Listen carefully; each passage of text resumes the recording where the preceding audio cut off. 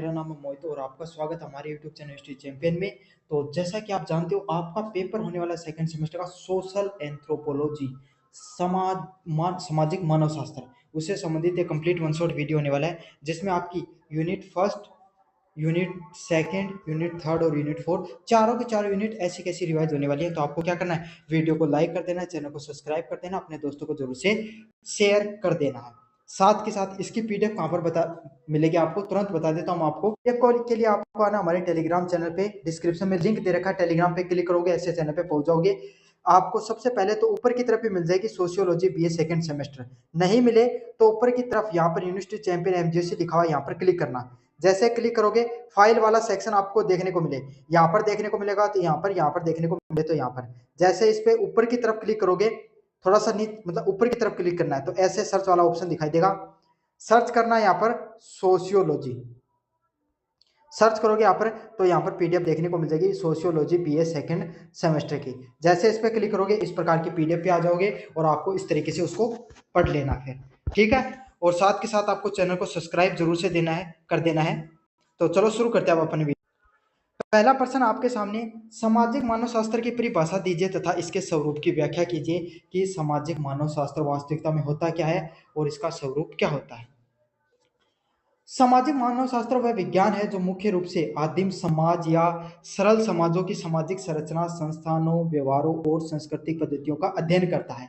मतलब पूर्ण सामाजिक मानव शास्त्र क्या है, पहली बात नाम से समझो, सामाजिक प्लस मानव शास्त्र मतलब पुराने समय में आदिम समाज जो अपने दादा परदादा से पहले के जो समाज हुआ करते थे, सिंधु घाटी सभ्यता, वैदिक सभ्यता हो गई आपके सामने, उसके बाद के जो राजतंत्र हुआ करता था उस समाज की किस प्रकार की सामाजिक संरचना थी। सामाजिक संरचना मतलब किस प्रकार से वहां लोग रहते थे, किस प्रकार की वहां संस्थाएं काम करती थी, किस प्रकार से लोगों का व्यवहार था और किस प्रकार से वहां पर लोगों की संस्कृतियां रहती थी। तो इन सभी पद्धतियों पर जो अध्ययन करने का कार्य करता है उसी को क्या कहा जाता है, सामाजिक मानव शास्त्र के नाम से जाना जाता है। यह समाज की समग्रता को समझने के लिए कार्य फील्ड वर्क को पद्धति का उपयोग अध्ययन करते हैं। तो किस प्रकार से किया जाता है कि समाज था वो उस समय किस तरीके से काम करता था, समाज की समग्रता मतलब समाज कितना बड़ा था उसकी व्यापकता को समझने के लिए किस प्रकार का अध्ययन किया जाता था, फील्ड वर्क मतलब वहां पर पहुंचकर उस जगह पर उस सब चीजों का अध्ययन किया जाता था। प्रसिद्ध मानव शास्त्री ई ए प्रिचार्ड के अनुसार सामाजिक मानव शास्त्र समाज शास्त्र का ही एक रूप है जो आदिम समाजों पर अधिक ध्यान केंद्रित करता है। तो आपके सामने ई ए प्रिचार्ड ने क्या कहा कि सामाजिक मानव शास्त्र क्या समाज शास्त्र का हिस्सा है, सोशियोलॉजी का हिस्सा है, लेकिन ये क्या करता है, इसमें क्या अंतर है भाई, समाज शास्त्र से आज के समाज की भी अध्ययन करता है, पुराने समाज की भी अध्ययन करता है, लेकिन आपके सामने मानव समाज शास्त्र का सिर्फ काम यही है कि पुराने समाज हुआ करते थे अपने जो वैदिक काल या फिर आपके सामने जो आप अध्ययन कर रहे हो मान लो अपना सिंधु घाटी सभ्यता के समाज के, इस प्रकार के पुराने समाजों के बारे में जो अध्ययन करता है उसके लिए एक अलग से ब्रांच बना दी समाज शास्त्र में, उसको मानव समाज शास्त्र के नाम मानव शास्त्र समाज शास्त्र के नाम से जाना जाता है। स्वरूप की बात करें, पहला स्वरूप है वैज्ञानिक स्वरूप। यह अनुभव जन्य साक्ष्यों इंपेरिकल एविडेंस पे आधारित होता है। मतलब आपको वैज्ञानिक स्वरूप क्या होता है भाई, कोई भी चीज का अगर आप अध्ययन करते हो उसमें वैज्ञानिक स्वरूप क्या होता है, कोई भी चीजों का वैज्ञानिक रूप से अध्ययन कर रहे हो तो अनुभवों के माध्यम से अध्ययन करोगे कि भाई चीजें किस तरीके से काम करती थी, चीजें किस प्रकार से होती थी, और वहां पर जाकर एक्सपीरियंस करके प्रैक्टिकली आप चीजों को अध्ययन करते हो तो उसको क्या कहा जाता है, वैज्ञानिक स्वरूप के नाम से जाना जाता है। साथ के साथ यह कार्य कारणों के कभी विश्लेषण करता है, मतलब किस चीज का अध्ययन करता है, ये अध्ययन करता है कि उस समय के समाज में अगर कोई घटना घटी तो उसका क्या प्रयोग हुआ। जैसे कहा जाता है कि सिंधु घाटी सभ्यता वो एक बहुत बड़ी बाढ़ आने के कारण विलुप्त हो गई, तो वहां पर वैज्ञानिक गए, इन्होंने समझा कि सिंधु घाटी सभ्यता वो खत्म क्यों हुई, तो उन्होंने अनुमान लगाया। उसके अलावा वहां पर अलग अलग प्रकार की मूर्तियां मिलती हैं, ड्रेनेज सिस्टम मिलता है, मतलब नालियां वगैरह का जो निकासी प्रणाली अच्छी मिलती है, तो उन्होंने वहां पर जाकर सारी चीजों को समझा कि ये घटना थी, ये हुई तो उसके पीछे क्या कारण था। अगला है समग्रता के दृष्टिकोण होना। समग्रतावादी जो दृष्टिकोण ये क्या था, यह समाज को अलग अलग हिस्सों में नहीं बल्कि एक संपूर्ण इकाई के रूप में देखता है। इसका अर्थ क्या होता है आपके सामने, मतलब समाज को एक रूप अलग अलग हिस्सों में नहीं देखे। आज के समय अपन क्या देखते हैं, जाति के आधार पे, है ना, पैसों के आधार पर, धर्म के आधार पे समाज के अलग अलग बंटवारे हैं। लेकिन मानव समाज शास्त्र क्या करता है, ये सारे समाज को एक रूप में ही देखता है, जहां पर सभी संस्थाएं हैं समाज की, परिवार, धर्म, अर्थव्यवस्था एक दूसरे से जुड़ी होती है। सारी चीजों को एक जगह जोड़कर कि परिवार है वो पैसे से जुड़ा हुआ है, धर्म से जुड़ा हुआ है, हर चीज से जुड़ा हुआ है। इस प्रकार से सारी चीजों को एक साथ जोड़कर क्या किया जाता है, अध्ययन किया जाता है। उसी को क्या कहा जाता है, समग्रतावादी दृष्टिकोण के नाम से जाना जाता है। क्षेत्रीय कार्य आधारित सामाजिक मानव शास्त्र का मूल स्वरूप सहभागी अवलोकन, पार्टिसिपेंट ऑब्जर्वेशन पे आधारित है। मानव शास्त्री लंबे समय तक समुदाय के बीच में रहकर अध्ययन करते हैं। मतलब क्षेत्र कार्य क्या होता है, साइंटिस्ट होंगे, उस क्षेत्र में जाएंगे, वहां पर लंबे समय तक उस क्षेत्र में रहेंगे, चीजों को समझेंगे और फिर अध्ययन करते हैं। ऐसे कि नहीं कि यहाँ पर अपने जो लैब है वहां पर देखकर टेस्टिंग वगैरह के माध्यम से चीजों को समझते हैं, बिल्कुल नहीं। वहां का जो जिस भी समाज का अध्ययन कर रहे हैं, वहां पर समाज में वास्तविकता में रहकर वहां की पद्धतियां, वहां की संस्कृति, वहां की भौगोलिकता, वहां का खान पान, वहां की जलवायु, हर चीजों को अनुभव करके वास्तविकता पर चीजों को समझकर उनको लोगों के बीच में लाया जाता है, अध्ययन को समझाया जाता है। तो इस प्रकार का कार्य को क्या कहा जाता है, क्षेत्र कार्य आधारित कार्य के नाम से जाना जाता है। अगले वाला पॉइंट है तुलनात्मक अध्ययन।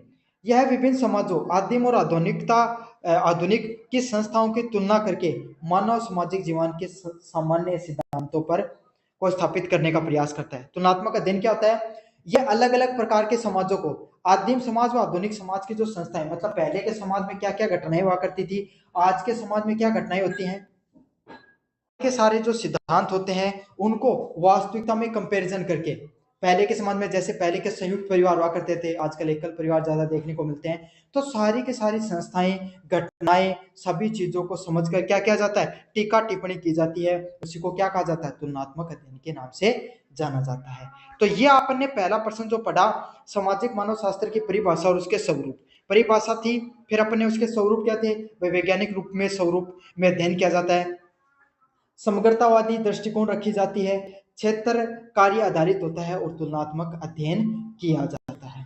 समझ में आ गया आपके सामने। अगले वाला है विवाह के प्रकार और उसके सामाजिक कार्यों का वर्णन कीजिए। तो विवाह के कितने प्रकार होते हैं और उसके सामाजिक कार्य क्या होते हैं, इस पे आपको टीका टिप्पणी करनी है, आपको वर्णन करना है, सविस्तार टिप्पणी करनी है, आलोचनात्मक टिप्पणी करनी है। अलग अलग तरीके से इस प्रश्न को पूछा जा सकता है। विवाह के प्रकार, विवाह को मुख्य रूप से जीवन साथी की संख्याओं के आधार पर वर्गीकृत किया जाता है। तो विवाह को किस प्रकार से आपके सामने वर्णित किया जाता है, विवाह को जीवन साथी की कितनी संख्याएं हैं, है ना, उसके आधार पे क्या किया जाता है, अलग अलग प्रकार के विवाह है उनको वर्गीकृत किया जाता है। प्राचीन समाज से ये सभ्यता चली आ रही है। एकल विवाह, मोनोगेमी, एक स्त्री और एक पुरुष के बीच में होने वाले विवाह को क्या कहा जाता है आपके सामने, एक विवाह या मोनोगेमी के नाम से जाना जाता है। यह विवाह का सार्वभौमिक और एक सबसे प्रचलित स्वरूप है। एक विवाह क्या होता है, जहां पर स्त्री व पुरुष है वो लोग आपस में मिलकर एक एक साथ रहते हैं, मतलब सिर्फ एक एक व्यक्ति, एक स्त्री है एक पुरुष है, उनके बीच में विवाह हो गया, उसी को क्या कहा जाता है, एक विवाह या मोनोगेमी के नाम से जाना जाता है। अगला क्या है, बहुविवाह। बहुविवाह क्या होता है, जिसमें एक व्यक्ति के एक से अधिक जीवन साथी होंगे, चाहे एक पुरुष हो गए उसके एक से अधिक महिलाएं होगी, एक महिला के साथ एक से अधिक पुरुष हो गए। इस प्रकार के विवाह को क्या कहा जाता है, बहुविवाह प्रथा के नाम से जाना जाता है। अगले वाला पॉइंट है उसमें अलग आता है, बहुपत्नी प्रथा, पॉलीगेमी जिसको बोला जाता है, जिसमें एक पुरुष के साथ एक से अधिक जो आपके सामने स्त्रियां हैं वो देखने को मिलती है। मतलब एक पुरुष होगा उसके साथ एक से अधिक आपके सामने स्त्रियां विवाह करती हैं, उसको क्या कहा जाता है, बहुविवाह, बहुपत्नी विवाह के प्रथा के नाम से जाना जाता है। जैसे नागा जनजाति करती है। समझ में आ गया, आप उदाहरण से भी याद कर लीजिए चीजों को। बहुपति प्रथा होती है जहाँ एक स्त्री के साथ एक से अधिक पुरुष को विवाह होता है, उस प्रकार के जो विवाह होते हैं उसको क्या कहा जाता है, बहुपति प्रथा के नाम से जाना जाता है, पोली एंड्री के नाम से जाना जाता है। जैसे टोडा व खस जनजाति हैं वो इस प्रकार के विवाह करने के लिए प्रचलित है। अगला है समूह विवाह। पुरुषों के समूह का स्त्रियों के समूह के साथ विवाह होता है, लेकिन वर्तमान समय में ऐसा बहुत कम पाया जाता है कि भाई एक साथ बहुत सारे पुरुष और एक साथ बहुत सारी जो स्त्रियां वो मिलकर विवाह कर लेते हैं। उसको क्या कहा जाता है? समूह विवाह के नाम से जाना जाता है। लेकिन इस प्रकार के विवाह अब समाज में बिल्कुल कम देखने को मिलते हैं, ना कोई जनजाति ऐसा करते हैं, और अलग अलग प्रकार के समाजों में तो ये प्रकार की प्रथा तो बिल्कुल भी देखने को नहीं मिलती है। सामाजिक कार्यों की बात करें, पहला है यौन संबंधों के नियमीकरण। समाज में यौन इच्छाओं की पूर्ति के लिए एक सामाजिक रूप से स्वीकृति और नियंत्रित तरीका प्रदान करता है विवाह आपको। अगला है संतानोत्पत्ति और वैदिकरण। विवाह से उत्पन्न संतानों का समाज में वैध दर्जा प्रदान होता है और उनके अधिकारों की स्थिति भी सुनिश्चित होती है। तो भाई आपको पता है कि आप अपने माता पिता के बच्चे हो, तो आप क्या करते हो भाई? उनकी जितनी भी संपत्ति है उस पर आगे का अधिकार किन पे होता है? आपका उन सब चीजों पर अधिकार होता है। तो ये एक तरीके से एक वैध दृष्टिकोण हो गया कि जिसके बच्चे जिस माता पिता के बच्चे होंगे उनको एक अधिकार मिलता है कि वो अपने माता पिता की संपत्ति को स्वीकार कर सकें। तो इसी प्रकार से संतान उत्पत्ति का अधिकार और वैदिकरण कि समाज में संपत्तियों को लेकर बहुत बड़ी लड़ाइयां न खड़ी हो, संपत्तियों को लेकर अलग अलग प्रकार के युद्ध जैसी स्थितियां जो बनती है बहुत बड़े आपके सामने परिवारों में, वैसी स्थितियां आपके सामने नहीं देखने को मिले। इसीलिए ये विवाह जरूरी होता है संतान उत्पत्ति करने के लिए, समाज को आगे बढ़ाने के लिए, जनसंख्या को आगे बढ़ाने के लिए, हमारी जो मानव सभ्यता है उसको आगे बढ़ाने के लिए भी विवाह एक सबसे वैध तरीका है। अगला है वंश परंपरा का निर्धारण करना। विवाह से परिवार बनता है जो वंश और उत्तराधिकार के निर्धारण के लिए एक आधार बनता है। खास बात क्या होता है? जो विवाह से क्या होता है? एक परिवार का निर्माण होता है और उससे क्या एक उत्तराधिकारी का निर्धारण के लिए आधार बनता है। मतलब चाहे कोई जहां पर स्त्री आधारित विवाह समाज हो या पुरुष आधारित समाज हो, आपके सामने जहां पर क्या देखने को मिलता है कि वंश में स्त्री या पुरुष, लड़का या लड़की कोई भी जन्म ले, जो समाज को अपने वंश को आगे बढ़ाता है, अपने परिवार को आगे बढ़ाता है, और वो उस वंश का क्या बनता है? उत्तराधिकारी बनता है, मुखिया बनता है। आप अपने घर के सबसे बड़े हो, आप मुखिया बनते हो, या आपकी बहन है, कोई भी हो। अलग अलग समाजों में अलग अलग देखने को मिलता है। हम पुरुष प्रधान समाज में देखते हैं तो पुरुषों को अधिकार मिलता है, स्त्री प्रधान जहाँ पर समाज होता है वहाँ पे स्त्रियों को अधिकार मिलता है। और आज के समय, वर्तमान समय में स्त्री व पुरुष दोनों ही अपने वंश को आगे बढ़ाने के लिए समान रूप से क्या माने जाते हैं? सार्थक माने जाते हैं। समझ में आ गया? तो वंश परंपरा को आगे ले जाने के लिए भी जो आपके सामने ये चीजें जरूरी है। अगला है सामाजिक एकीकरण। विवाह दो परिवार, कुल व समूह व नातेदारी के बंधन से जोड़ता है। विवाह क्या करता है? विवाह सिर्फ दो व्यक्तियों का संबंध ही नहीं है, बल्कि दो परिवारों का, दो कुल और दो समूहों की साझेदारी भी जोड़ता है। पहले के समय राजा क्या करते थे? अपने दुश्मन राजाओं के आपस से वैवाहिक संबंध स्थापित कर लेते, ताकि उससे क्या होता था? युद्ध जैसी स्थितियां उत्पन्न नहीं होती थी। आज के समय में अपन देख सकते हैं कि आज के समय जो विवाह होते हैं उसमें अलग अलग प्रकार की विचारधाराओं का मेल होता है। दो व्यक्तियों का, दो समाजों का और दो परिवारों का, दो रिश्ते नातेदारों का आपस में मिलाप होता है, जिससे क्या होता है? समाज में एकता व सहयोग बढ़ता है। जहां आपके रिश्ते खून के रिश्ते बनते हैं वहां पर लड़ाइयां होना, वहां पर सामाजिक एकता अपने आप ही आ जाती है। तो इसीलिए समाज में एकता बनी रहे, इसीलिए भी विवाह है वो होने जरूरी होते हैं। विवाह की वैधता वहां पर भी देखने को मिलती है। समझ में आ गया? तो विवाह आपके सामने क्या होते हैं? विवाह आपको अलग अलग प्रकार के होते हैं भाई। जहां पर सिर्फ एक स्त्री एक पुरुष के बीच में विवाह, उसको एक विवाह के नाम जाना जाता है। बहुविवाह के दो भाग होते हैं, बहुपत्नी, पोलीगेमी, मतलब एक पुरुष के कई पत्नियां हैं, उसको बहुविवाह कहा जाता है। नागा जनजाति में देखने को मिलता है। बहुपति, एक स्त्री के बहुत सारी पत्नी है, उसको बहुपति, पोली एंड्री के नाम से जाना जाता है। टोडा व खस जनजातियों में ये चीजें आम है पाई जाने। समूह विवाह, आज के समय इस प्रकार की कोई भी स्थिति नहीं देखने को मिलती है, जहां बहुत सारे पुरुष, बहुत सारे स्त्रियां एक साथ मिलकर आपस में विवाह कर लेते हैं, जिनमें अलग अलग प्रकार के संबंध बनाने के लिए वो स्वैच्छिक रहते हैं। सामाजिक कार्यों की बात करें, क्यों विवाह किया जाता है? सबसे पहले यौन संबंधों का नियमीकरण करने के लिए। अगला है संतान उत्पत्ति और वैदिकरण के लिए। भाई संतान को उत्पन्न करने के जो अधिकार है वो मिले, ताकि वंश व समाज आगे बढ़ सके, जनसंख्या आगे बढ़ सके, मानव सभ्यता आगे बढ़ सके। आगे जो बच्चे हैं वो पैदा हो, उनको एक फिक्स पता हो कि भाई उनका अधिकार किस संपत्ति पर है। वंश परंपरा, समाज को आगे बढ़ाने के लिए, वंश को आगे बढ़ाने के लिए भी संतान उत्पत्ति विवाह एक सबसे वैध तरीका होता है। सामाजिक एकीकरण की बात करें, विवाह सिर्फ लोगों को ही नहीं, जो दो व्यक्तियों को ही नहीं जोड़ने का कार्य करता है, बल्कि समाज, परिवार व रिश्ते नातेदारी को जोड़ता है, जिसका फायदा ये होता है कि समाज में एकता, समसरता और घनिष्ठता आपस में बढ़ती है। अगले वाले यूनिट की तरफ बढ़ते हैं अपन। संस्कृति और सभ्यता के बीच में संबंध स्पष्ट कीजिए। संस्कृति और सभ्यता, सिविलाइजेशन है, दोनों ही मानव निर्मित होते हैं और इनके बीच में गहरा संबंध भी, कुछ महत्वपूर्ण अंतर भी है। मतलब संस्कृति और सभ्यता, ये दोनों के दोनों को अगर आप समझो तो आमतौर पर अपन क्या गलतियां करते हैं, दोनों को एक जैसा ही मान लेते हैं। लेकिन बहुत गहरे दृष्टिकोण पे अगर अपन बढ़े, एकदम महीन तरीके से, एकदम गहराई में अगर अपन जाकर समझे, तो दोनों में कुछ एक अंतर भी देखने को मिलते हैं। आइए हम समझेंगे कि इनके बीच में क्या अंतर होते हैं।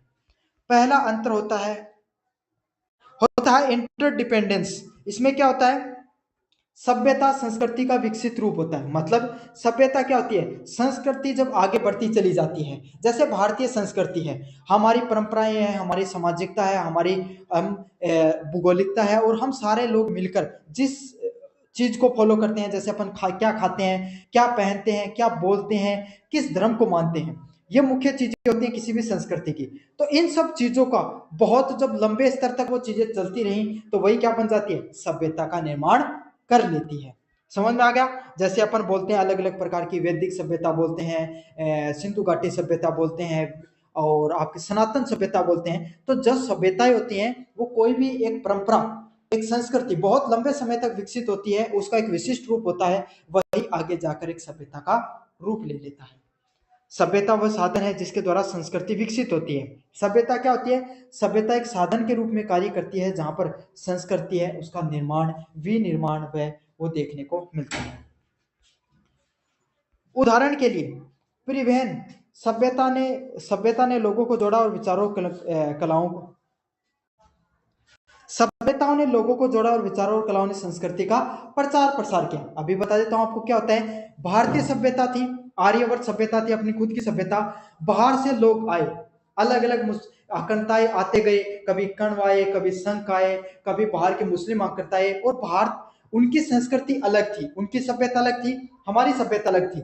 समझ में आ गया। वो आए, साथ के साथ दो सभ्यताएं आपस में मिली, और उससे एक नई संस्कृति का आदान प्रदान हुआ। कुछ लोग, कुछ उन्होंने हमें दिया, कुछ हमने उनको दिया, और आज अपन इस तरीके से मिलजुल गए हैं कि पता ही नहीं चलता है हम कौन सी भाषा बोल रहे हैं, उसमें कौन सी सभ्यता के शब्द हैं। जैसे हिंदी भाषा बोलते हो, इसको आप अच्छे से देखना, इनमें अरबी, फारसी, अंग्रेजी, आप सामने पुर्तगाली, सारी भाषाओं के शब्दों देखने को मिलते हैं, सब देखने को मिलते हैं। अपना पहनावा देखिए, हम अपने वास्तविक पहनावा के अलावा अपन अलग अलग काफी पहनावा अपना जो अलग अलग बाहर की जो अरब सभ्यताएं हैं वहां से देखने को मिलता है, कुछ यूरोपीय सभ्यताओं से देखने को मिलता है, कुछ हमारा सभ्यता है, यही हमारे खान पान में भी चीजें देखने को मिलती हैं। तो सभ्यताएं क्या करती हैं, सभ्यताएं लोगों को जोड़ती हैं, और संस्कृति का इससे क्या होता है, आदान प्रदान है, देखने को मिलता है।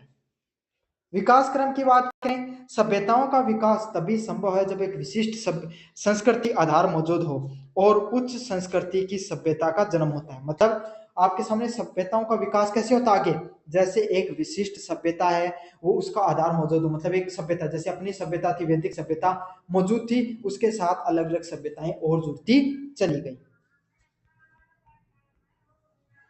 अब अपन आगे की तरफ बढ़ते हैं, यूनिट नंबर 4 की तरफ। इसमें पढ़ेंगे अपन आदिम समाज की आर्थिक व्यवस्थाओं पर टीका टिप्पणी कीजिए। काफी ज्यादा मोस्ट इंपोर्टेंट क्वेश्चन है।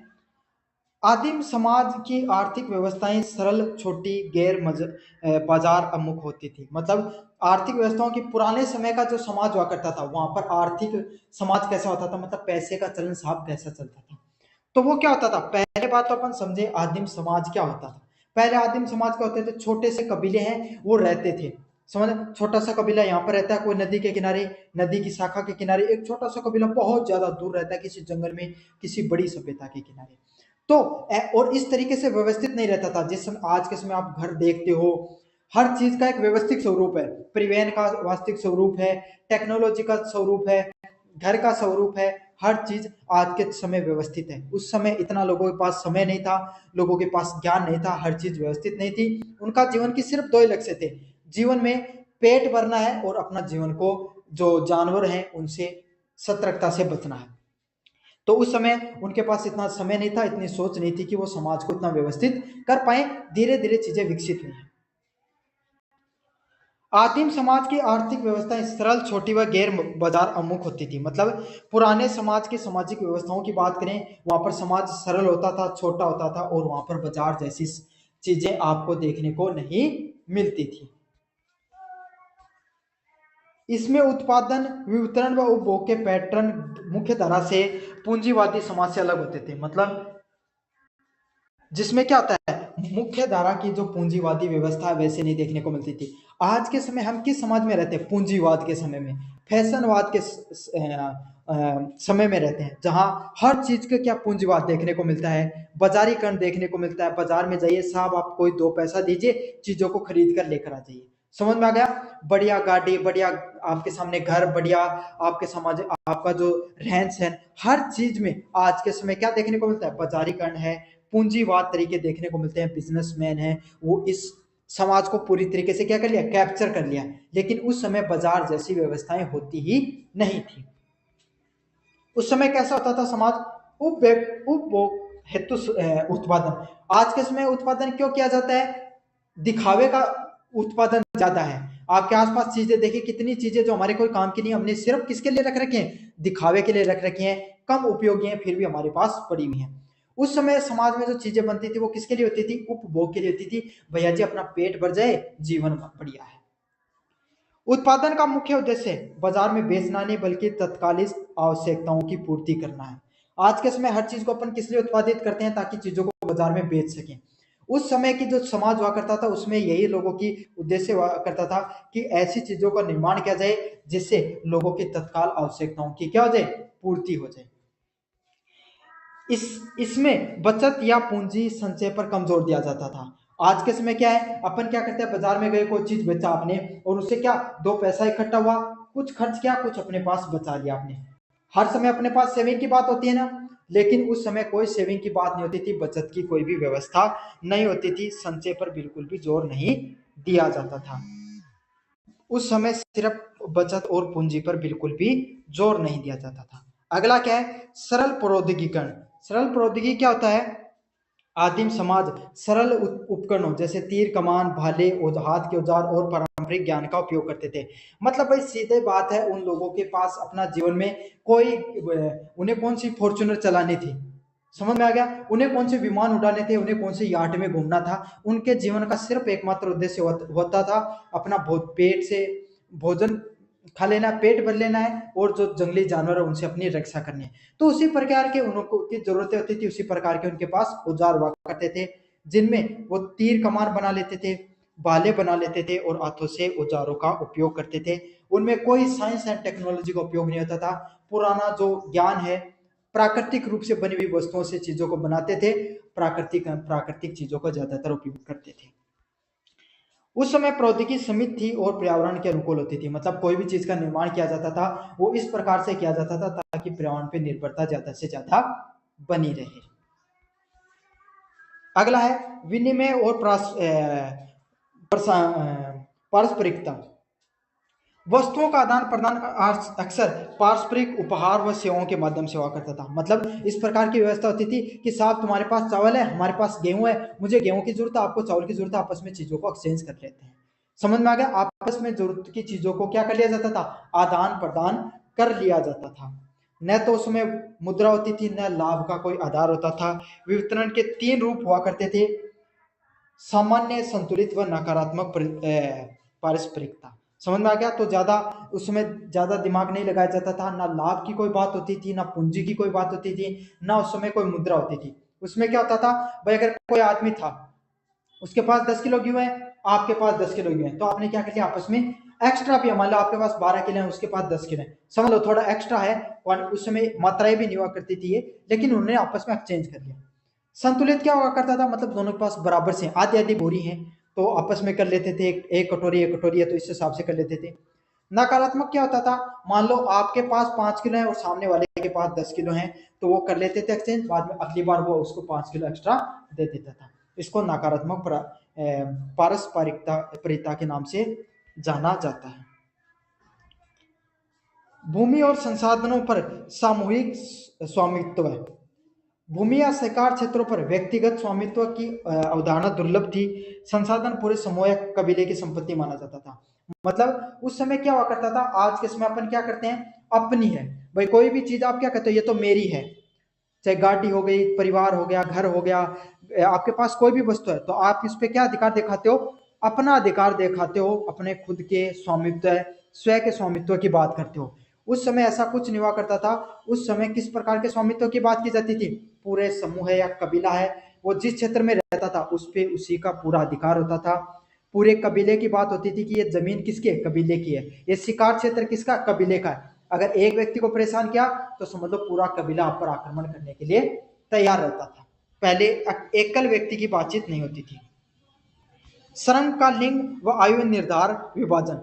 श्रम का विभाजन मुख्यतः लिंग और आयु पर आधारित होता था। तो किस प्रकार का कोई आदमी कार्य करेगा वो उसकी आयु पर निर्भर करता था। छोटे बच्चे हैं उनको खेल कूद या अन्य कार्य के लिए, बड़े लोगों को शिकार के लिए भेज दिया जाता था। बड़े बुजुर्ग लोग हैं वो क्या करते थे, आपके सामने थोड़ी उम्र दराज व्यक्ति हैं, वो आपके सामने समाज की देखरेख का कार्य करते थे। पुरुष शिकार व मछली पकड़ने का काम करते थे, जबकि महिलाएं संग्रहण, बच्चों की देखभाल व खेती किया करती थी। तो अलग अलग आयु वर्ग के हिसाब से अलग अलग प्रकार के कार्यों का निर्धारण किया जाता था लिंग के आधार पे। पुरुष बाहर के कार्य करते थे और स्त्री है वो लगभग घर के कार्य किया करती थी। भारत में जनजातीय विकास हेतु सरकार द्वारा किए गए प्रयासों पर चर्चा की है। सरकार ने क्या क्या प्रयास किए हैं जनजातियों के विकास हेतु, इस पर अपन विस्तार से पढ़ेंगे। भारत सरकार ने जनजाति आदिवासी समुदाय के लिए सामाजिक आर्थिक विकास और उनके सांस्कृतिक जो संरक्षण है उसके स्वतंत्रता के बाद में अनेक प्रयास किए हैं। मतलब सरकार ने क्या किया है, जो जनजातीय सामाजिक जो समुदाय है उनके विकास के लिए अलग अलग प्रकार के जो व्यवस्थाएं हैं उनको लागू किया है, जिसमें सांस्कृतिक संरक्षण, मतलब उनकी जो संस्कृति है, कैसा खान पान है, रहन सहन है, किस जगह वो क्षेत्र में रहते हैं उसका संरक्षित करने का कार्य किया है। तथा उन और सामाजिक और आर्थिक विकास, मतलब आज के समय भाई समाज में पैसे की बहुत ज्यादा महत्व है, तो पैसे से भी उन लोगों को किस प्रकार से विकास किया जाए, पैसे के भी उनको कैसे मौके मुहैया कराए जाए, कैसे जंगलों से उनका जो जीवन है उसको भी जोड़ा जाए, प्रकृति से भी, और साथ के साथ जो आज के समय आधुनिकता है उसके साथ भी उनको जोड़ा जाए। किस प्रकार से आदिवासी लोग हैं उनका जो सामाजिक जीवन है उसमें कोई छेड़छाड़ किए बिना उनकी जो सामाजिक विकास है उसको किया जाए, उनको आधुनिकता से जोड़ा जाए। सबसे पहले अपन संविधान की बात करें, पहला है अनुच्छेद नंबर 46। राज्य सरकार कमजोर वर्गों को विशेषकर अनुसूचित जातियों को क्या, शैक्षणिक व आर्थिक हितों को बढ़ावा दिया। अनुच्छेद नंबर 76, राज्य नीति निर्देश तत्वों में सरकार ने संविधान में यह ताकत दी गई कि जो अनुसूचित जनजातियां हैं उनको शैक्षणिक व आर्थिक हितों को प्रदान किया जाए, शैक्षणिक जगह छूट प्रदान की जाए। अनुसूची 5 व 6, जनजातीय क्षेत्रों पर के प्रशासन व नियंत्रण के विशेष जो प्रावधान। तो अनुसूचित जनजातियां हैं, असम हो गया आपके सामने, त्रिपुरा, मिजोरम, मेघालय, इन पे क्या है, मिजोरम, इन पे आपके सामने जो जनजातीय क्षेत्र है वहां पर प्रशासन है उसके नियंत्रण को दिया जाए विशेष अधिकार के रूप में। योजनागत प्रयास है, जनजातियां व उप योजनाएं। जनजातीय उप योजनाएं पंचवर्षीय योजना के तहत 1970 से दशक से शुरू हुई। इनकी उद्देश्य उन क्षेत्रों के केंद्रीय विकास करना था जहां पर जनजाति संख्या 50% से अधिक थी। मतलब पंचवर्षीय योजनाएं होती हैं उसके तहत 1970 से जो पंचवर्षीय योजनाएं शुरू हुई वहां पर आपके सामने टीएसपी क्षेत्रों को क्या किया गया, केंद्रित किया गया, और वहां पर क्या होता था, वहां पर विकास योजनाओं को लागू करना था जिस क्षेत्र में 50% से ज्यादा जनसंख्या देखने को मिलती है। तो अपने भी कुछ टीएसपी क्षेत्र बनाए गए ना आपके सामने, वहां पर क्या, जहां पर जनजातियां 50% से ज्यादा है वहां पर क्या करना, आपको विशेष अधिकार देने हैं जनजातीय क्षेत्रों पर और उनके विकास पर भी ध्यान देना है। एक एक कर जनजातीय विकास योजनाएं, टीएसपी के क्रियान्वयन के लिए विभिन्न ब्लॉकों व जिलों में परियोजनाएं स्थापित की गई। तो एकीकृत आपके सामने जनजातीय विकास परियोजनाएं लागू की गई जहां पर जो टीएसपी क्षेत्र होता था उनके क्रियान्वयन में अलग अलग प्रकार के ब्लॉक व जिलों में ये परियोजनाएं लागू की गई। स्वैच्छिक संगठनों का प्रोत्साहन, जनजातियों के कल्याण के लिए काम करने वाले गैर सरकारी संगठनों को वित्तीय सहायता देना। सरकार ने क्या किया, अलग अलग प्रकार की जो एनजीओस थे जो कार्य करते थे जनजातियों के लिए, उनके लिए क्या विशेष वित्तीय सहायता दी गई, उनको पैसों से भी सहायता प्रदान की गई। आर्थिक और सामाजिक उपाय कैसे थे? वन अधिकार अधिनियम 2006 सामाजिक समुदाय को वन भूमि और उनके पारंपरिक अधिकारों तक पहुंच प्रदान करना। तो वन अधिकार क्या क्या कहा गया है इसमें? जो जनजातियां हैं उनको अपने वन भूमि और उनके पारंपरिक जो अधिकार थे, मतलब जिस वन पे वो रहते थे उनको अधिकार दिया गया है कि उन पे उन्हीं लोगों का अधिकार है। शैक्षणिक सुविधाएं, आश्रम विद्यालय, एकलव्य मॉडल आवासीय विद्यालय एएमआरएस को खोलना और उनको छात्रवृत्तियां प्रदान करना। कुछ अधिकार थे जो बच्चों को, जो जनजातीय समुदाय के लोगों को क्या है अधिकार दिए गए, जिससे क्या क्या है कि जो बच्चे होते थे वहां के लोगों के, उन जनजातियों के, उन लोगों को शैक्षणिक रूप से आगे बढ़ने का मौका मिले। TRIFED tribal cooperative marketing development federation of India जनजातीय उत्पादन जैसे हस्तकला, वनोपज के विपणन करना और उनके उचित मूल्य पर सुनिश्चित करना। मतलब काफी जनजातियों की कुछ ऐसी चीजें हैं जो वो क्या करते थे, अपने जो उनका निर्माण करते थे, जंगल से कुछ चीजें निकली, उससे कुछ हस्तकला का निर्माण किया गया। उस निर्माण से क्या है आप चीजों को बाजार में बेच सकते हो, इसके लिए एक पूरी फेडरेशन का निर्माण किया गया, उसको TRFD के नाम से जाना जाता है। उच्चायत उपखंड अनुसूचित क्षेत्र का विस्तार करना, PES 1996 तहत जनजातीय क्षेत्रों में ग्राम सभाओं को अधिक स्वायत्ता देना। मतलब जनजातीय क्षेत्रों में जो आपके सामने ग्राम पंचायत थी उनको अधिक अधिकार दिए गए, अधिक स्वायत्ता दी गई, अधिक छूट दी गई और प्राकृतिक संसाधनों पर क्या है नियंत्रण का अधिकार दिया गया ताकि राजनीतिक सशक्तिकरण है वो भी बढ़े। तो ये आपके सामने जो पहला पेपर आपका सोशल एंथ्रोपोलॉजी, उसका मैंने कंप्लीट रिवीजन करा दिया है, अच्छे से करके चले जाना। धन्यवाद।